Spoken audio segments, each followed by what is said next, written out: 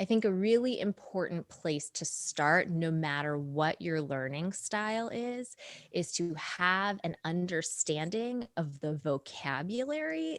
Hello, everyone. It's Shanice. Welcome. Today, we're tackling hobby sewing with a very special guest. Earlier this year, I had the pleasure of speaking with Jennifer Wiese. She is an experienced sewist who runs Workroom Social and Camp Workroom Social, where she teaches adults how to sew their own clothes. So, yes, we got the good stuff. She also runs a YouTube channel, so I will leave in the description all of the links to where you can find her on the internet. In this video, she generously shares with us everything we need to know about sewing as a hobby and how to succeed at it. So without wasting much time, grab a beverage, get comfortable, and let's get right into this. Welcome, Jennifer. I'm very happy that you're able to join us today. It's very exciting. Thank you. I'm so excited to be here. So today we will be talking about hobby sewing. It's locked down in most countries. A lot of people have more time on their hands. They want to pick up one hobby or the other.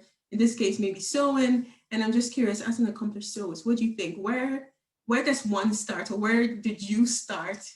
Oh gosh, where did I start? I don't even know where I started. It was so long ago and quite frankly, not very planned. So, if I were going to give anyone advice now on where to start or how to get started, I would probably just say decide what you want to accomplish.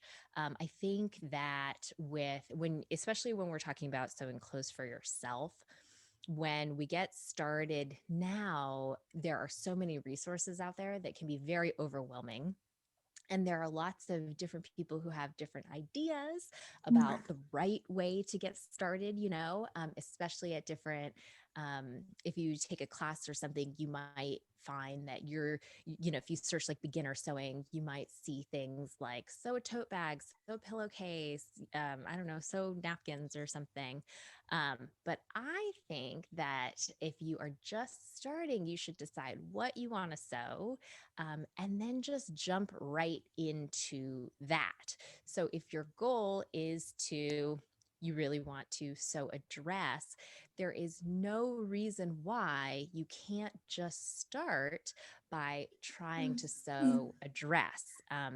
And, I think everyone has a different way of learning and thinking and processing information. So, really, it is a matter of trying to figure out strategies that will work best for you.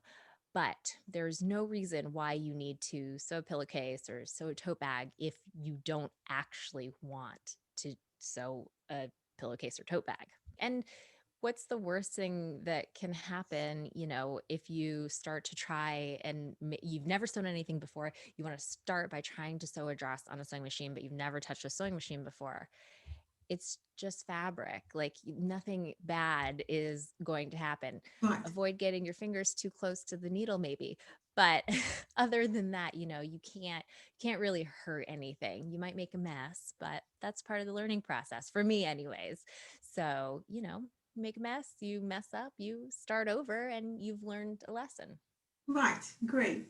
And in that sense, what do you think would be like nice starting point? So then I know exactly the dress that I want to make, and I'm taking your advice, so I'm just going to go for it.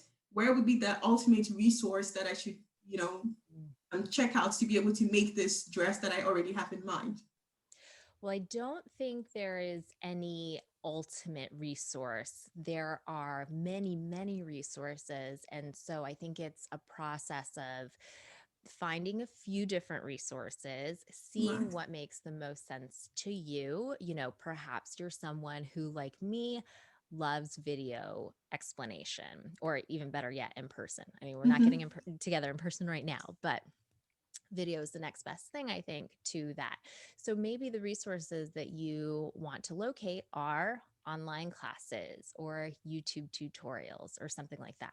Maybe that kind of education does not really work for you, and really you need to read, descriptions of things, whatever. So then you might have to go find those kinds of resources, which could be books, they Mm-hmm. could be the instructions in the pattern that you want to make. There are lots of different options. The I think really important I think a really important place to start, no matter what your learning style is to have an understanding of the vocabulary that Right. goes along with the hobby that you're looking into. So, while you don't necessarily need to start with, quote, beginner projects when you're just Mm-hmm. starting to learn how to sew your own clothes, you can jump right into the dressmaking, but you might not know or understand what a lot of the vocabulary terms mean. So when it Right. tells you, when a sewing instruction tells you that the seam allowance is 1/2 inch, do you understand what seam allowance is? What does that mean? How to figure out where that is on your pattern and on your sewing machine, on your fabric. So I think the best first place to start, no matter if you like video content, written content, diagrams, whatever, is to learn the vocabulary of no matter what hobby it is you're trying to get into. That's a really, really good one because I already see that from how I failed a couple of times not taking that into account. With regards to familiarizing yourself with terminologies, you can find a lot online. Um, I I often wonder, right, because now there's a lot of resources, lots of YouTube you can watch and whatnot. But at the same time, for example, you offer classes for adults, right, in person.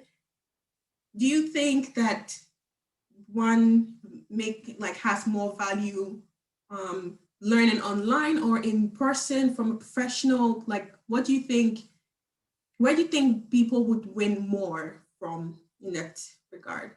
I think it's super individualized. I think different people respond best or better in different ways from each other. So it kind of depends on each Mhm. individual person.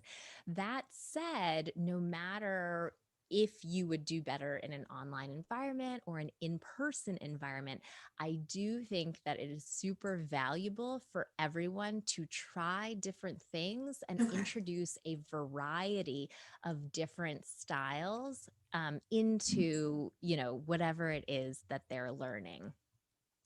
There is something that is so special and unique about being together with other people live and in person. In an in person class, you're not only learning from the instructor, but you Right. have this really unique environment where you can learn from your classmates as well, whether it's something that they actually know and are doing, you see them doing it, but you can also learn from their mistakes in the Right. class. So, which is a really neat thing. Mm-hmm. Online, especially if you are shy and perhaps, going to an in person class might give you some anxiety, um, online might be a good thing for you because it feels less daunting or scary to enter into that environment. The nice thing about online classes, too, if you are doing one that is recorded, you can always go back to it and you Right. can do it in your own time. For an in person class, there is a finite amount of time dedicated to that specific class. And so, you know, if you feel rushed, that might cause some added stress that you would not have in an online classroom environment. But I will say, one of the things that I think is really difficult for adults to do is to make new friends. Right. And the benefit of the in person class is you get to meet new people who are interested in the same hobby that you are interested in. And this gives you a connection point to make relationships with new people who could become friends. And as an adult, I think that, I hold my friendships really dear. Yeah. And especially now during the pandemic, I am so thankful for all of the friends that I have made through sewing. Oh, right. That's very nice. I also wonder, for example, with Workroom Social, that one of your passion or goals is also to empower people. How have you seen that like manifest in the everyday communication that you have with your students, for example? Have you really seen a transition of people joining and that goal that you want to reach actually manifest within the people? Yeah, I think that a really wonderful side effect of getting into a hobby is building self love and self confidence. And Right. so, having students come in to, say, a jeans making workshop, I want to learn how to sew jeans.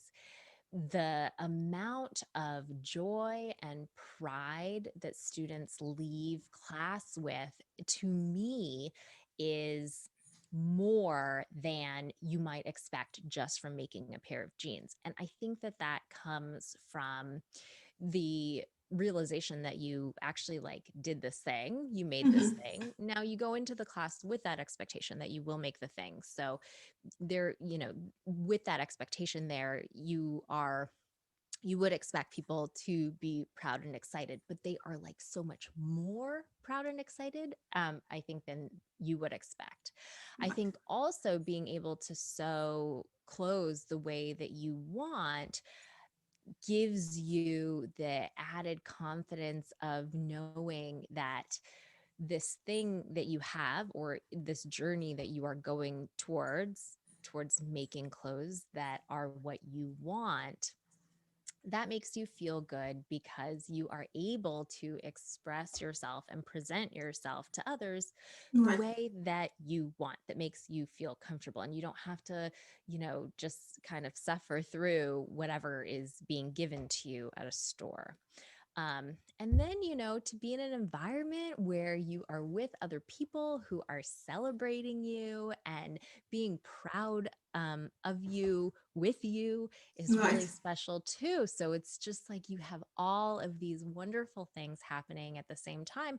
And the pride and joy and confidence that I see in the classroom, I think really carries on into people's day to day lives. And I get messages all the time from past students who are able to relate something that they learned or experienced in a class to their normal or regular everyday lives that have nothing to do with sewing. So I think that there is something really powerful in um, spending time on Right. something that you want to do. Thank you for that. Um, so now taking it back to somebody who's sewing for the first time, right? So they've decided they want to make a dress. They've taken your advice and they're just going to go straight forward with the expectation that you're going to, learn as they go. What other tips with regards to if you want to learn more? Is it that you always have to take one complete item that you want to make and then go for it and then learn as you go? Or is it also worthwhile to maybe sometimes try specific things? So, for example, fixing a zipper. Is it best to maybe sometimes take the moment and then learn how to do that specifically till you get better at it? Well, I think you're going to learn best by just doing. Now, Right. if you are going to you're going to actually sew, if you're going to do that on a dress and you're going to do it start to finish, or perhaps, you might do a bunch of little tests. So, like maybe you, instead of sewing one 24-inch zipper into the back of a dress, you get five 9-inch zippers with, pieces of fabric, and you basically like create a little test, and you're going to do it 5 times in a row to test it out before you sew in the 24-inch zipper into the back of the dress. It's kind of up to you. I think that, we know the more you do something, the better you get at it. So we do need to keep on practicing. I know a lot of students or a lot of sewists who really learn a ton by just going in and doing the whole thing start to finish. Okay. However, they don't put a lot of pressure on themselves to have the final product be like so, so, so nice. So if they go right in and sew in that zipper right away and it's like a little funny, they don't get so stressed out about it. They're just happy they did it. So if you are someone who is going to get stressed out because the zipper is going to be like a little wobbly or, not quite right, then you might be better to do those little tests on the side first. Practice, practice, practice on something that is not the final outcome that you're Right. trying to get, and then go to the dress after you feel more comfortable. I think both ways are good. It just kind of depends on what your preference is. But the main point is the more you do something, the better you'll get at it. Okay. At what point did you think I'm great at this? I can make a profession out of this? Because then I think I get sometimes questions from friends and family who think, "Oh, you made something really nice. Can you also do something for me?" And I think, well, I can deal with my mistakes. I can wear my mistakes, but I don't know if I feel comfortable enough to, make something for you that I think, well. So, at what point did you think to yourself, like, this is it? I'm just great at this, so I can, go further with it. Well, I think it's really kind that you think I'm great at sewing.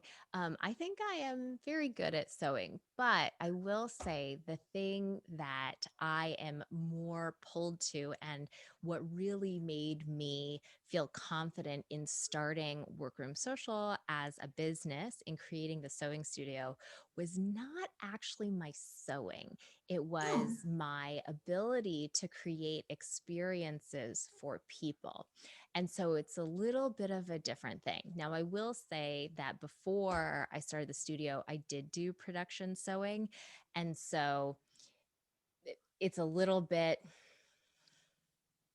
when I did production sewing, it, I was never so concerned, like what you were saying about you can live with your mistakes, but you're not sure if someone else can. With production sewing, we were making many units of the same thing. right. And so, you would have mistakes in everything, but that wasn't, that was to be expected. So that was okay.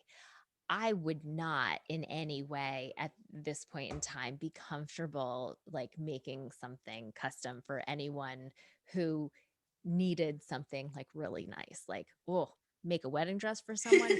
No way, Jose. Not interested. Um, so I think that if you want to do sewing professionally, you have to kind of decide like what is it that you want to focus on, Right. and you don't need to do everything super amazing, but the one thing that's really important to you, you should do that amazing. I think about it like with your okay, not sewing, but like whatever, if you work for a company, in a company you have 100 employees, and 100 employees, they all do different jobs to make Right. the company go. Yes. So like if Yes. you're going to start your own company, it's very unlikely that you are going to be good or great at all of the different things that 100 different people do to make the business work. And for you during that transition, what was the biggest learning curve for you? I think that I've always been I really like organization. And I think I've always been pretty organized. Just when things are orderly, it just makes my brain happy. Okay. I think the biggest learning curve in going to work for myself was that the way that I was organized when I worked for someone else and the way that I'm organized in my home, that I really needed to apply those things to my business. I Right. know that sounds like common sense, like duh, but I don't know, I didn't think about it. Like when I worked for a company in an office, I had all of these systems, all of these processes that I follow, I made them for myself in my job function Right. and I followed them. But when I started my own company, I never sat down to do that. Why? I don't know. No idea. But I think that like making systems, processes, being organized, very important if you're going to Okay. be self-employed. Okay. So I would like to talk about tools. Coming from you, what do you think, like five top things that you think, okay, somebody starting today, they need to get their hands on these things now to be able to do a good job. What would you mention? Or what would you say? Okay, 5 must-have tools, but not including a sewing machine, right? Yeah, Everyone's got a sewing nothing, machine. I think a good pair of scissors, right. super important. I love scissors. I have so many of them. Um, some kind of adhesive for fabric. I think people don't think about this or they think it's cheating or whatever, but you will do so good to have some kind of adhesive for fabric, whether that's like a glue stick or Wonder Tape or something like that. Immensely helpful. Okay. Okay, this is an unconventional one, but I use magnets a lot. Okay. Um, so I will use them to pick up pins off the floor. I use them to hold tools. So like to hold metal scissors or seam ripper or whatever. I think magnets are super handy to have around. I think clips are super handy. And Okay. I did not learn about clips until years and years and years into my sewing. Most people use pins to attach fabric together, but sometimes clips can be more helpful depending on what it is you're working on. That's a good one. I had the assumption that the clips were usually best if you were having a very if you had a very delicate fabric or something, but it shouldn't really matter. No, yeah, it really depends on the situation, I think, but sometimes especially like maybe you're in a hurry or um not like a hurry because you should never. I really don't recommend sewing in a rush, but sometimes you just don't want to like lay things flat to like stick a pin in it. It's easier just to clip. So it Okay. depends. Um and oh, I think a press cloth is a must in the sewing room. So I don't always use a press cloth on fabric, but if you need it, you really need it. So I love to have one around, Okay. especially for fusible. Ah, great. So, what advice would you give to your younger self regarding sewing, or when you started all of this? I think that if I had to give my younger sewing self any advice, it would be to not put so much stock into the rules. So Right. over time, I have learned by interacting with so many different sewing instructors and pattern makers and professional sewists. Everyone has their rules, Right. things that are like, you cannot break this, your whole project will fall apart, it'll be all wrong. That is absolutely not the way to do it. And then, a year later, I'll meet someone else who has all those same rules that are the complete opposite of what the other person said. And when I was starting, I really placed a lot of weight in these rules. And I think that we should just let go of that. Right. I think different things work for different people, and sewing involves math, but sewing is not math, right? So well, or there are a lot of different ways to get to 10. You can add 1 and 9. You can add 2 and 8. You can add 3 and 7. You can add 2, 2, 2, 2, 2, 2, Right. 2, 2, 2. Um, so, just because we all want to get to 10, there are lots of different ways that we can get there. And for different people, different combinations of things work better than for certain other people. There is Right. no just one right way. So I would say listen to your teachers, listen to people's advice, but know that there are lots of different ways to do things. And if you discover something that is working for you, Right. even if it goes against the rule that you heard from someone else. Have confidence in yourself. Know you're a smart, capable person. And if it's working for you, it's working It for you. works. Yeah. Yeah. Right. And just keep doing that. Great. Yeah, that's a good one. Thank you. Yeah. Okay. So now I have a short list of questions and like a quick round. So whatever pops into your head, then you can respond with that. Okay. So, and all related to sewing and your business. So, okay. Proudest moment. Oh, my wedding dress, maybe? Or I think proudest moment for like something I sewed, probably my wedding dress, just because it's the wedding dress. Okay. But proudest moment in my business, I think, was the successful execution of my first camp workroom social, Okay. which is a big event. It's about 100 people who come from all over for this big sewing retreat at a real summer camp. And it was always a dream of mine.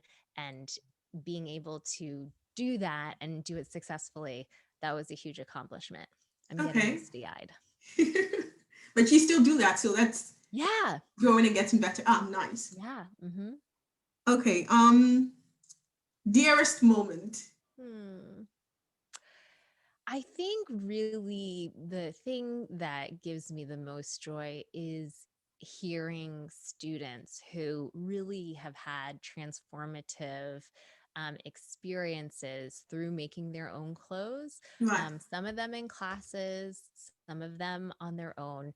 But hearing those stories when people tell me about how, the ideas that they had in their head about their bodies or the way they look or how they felt about themselves, how that has transformed after learning how to sew clothes for So, themselves. right. I think that would be the dearest kind of experience for me. Yeah, right. Because it also goes back to one of your main goals for Workroom Social with empowering people to do. Okay. Um, so it's a bit funny for me.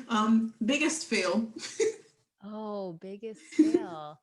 So many fails, lots of fails, but the biggest one. So, when I very, very first started Workroom Social, I thought that I was going to make my own fabric, not the fabric itself, but the designs.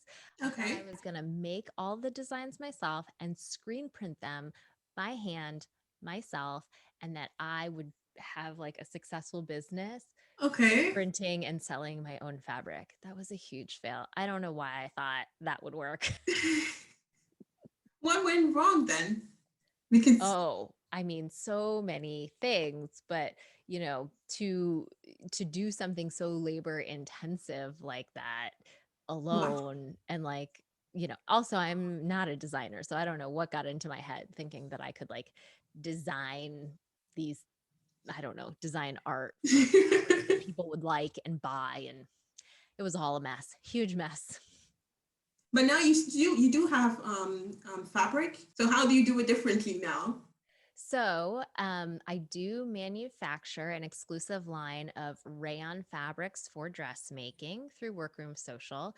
Right. And those fabrics are designed by artists and Okay. designers that work with me. And then those are manufactured overseas. So Okay.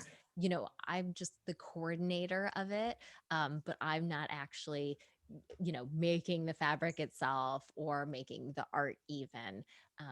People who know how to make art, they are making the art, not Right. me. Okay. Nice. Yeah. Mix of yeah. Okay. The most fun projects you've worked on. I mean, I love like pretty dresses. I Hmm. love evening wear. So I always think that those projects are fun. And last year I made a really pretty, well, subjective. I think it was really pretty, a really pretty evening dress that Okay. was this like embroidered, I don't know what it was, like this embroidered gauzy fabric that I Right. underlined to make this dress. That was a really fun project. And that was a project that I um, like cut and fit as I sewed it. So I did have some pattern pieces, but it wasn't like I was following a pattern start to Right. finish. It was a Okay. little bit of like, sew a seam, drape it on my body, see how it goes kind of thing. Yeah. And that was fun because that was different for me too. So I think that project was probably at least the most recent fun thing that I Fun can thing think that of. you, okay. Okay. Um, and my last question is, what is your, let's say, sewing grail? I'm not sure if that's the word, but in the sense of what's the something that you want to make that you think, okay, this is once I've made it, I've made this, I've made it. So the thing that I am like really obsessed with right now that Okay, feels so far away, so kind of like that holy grail kind of vibe, right. is I really want to make a uh, body length, like really beautifully tailored wool coat. Okay, So I have the By Hand London Rumana coat printed and taped together. I haven't started. I need to pick my size as sort of like okay. the next step in that process. But oh, I would love it. We Oh my just here goodness. in the United States, we just had the inauguration of our Right. 46th president, and all of the women who were at the inauguration, they just had these amazing wool coats. And I was just watching them like, I need one of these coats. So, but that is going to be a really big time consuming or, long project. So Wow. we'll see if I get there. Okay. Well, no pressure, but I will be following to see when you when it's ready. So I love it. Yeah.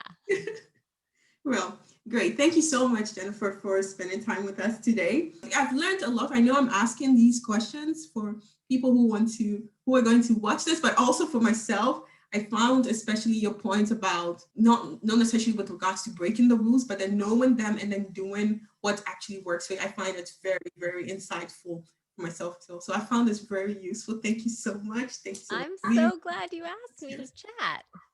And that's it, guys. Thank you so much for staying with us to the very end. I found this an extremely insightful video. I think my favorite point of attention was the fact about getting familiar with the vocabulary, because I sew a lot with sewing patterns, and I think if I had familiarized myself with that from the very beginning, I would have saved myself so much time and headache from trying to figure out what is what and all that. Anyway, so let me know in the comment section what your favorite point of attention was and what tips and tricks you know that you would love to share with us and everyone else who is also learning to sew as a hobby. Check out the description box for all the links on where you can find Jennifer. Thank you so much for your time. Watch another video and see you the next time. Bye, guys.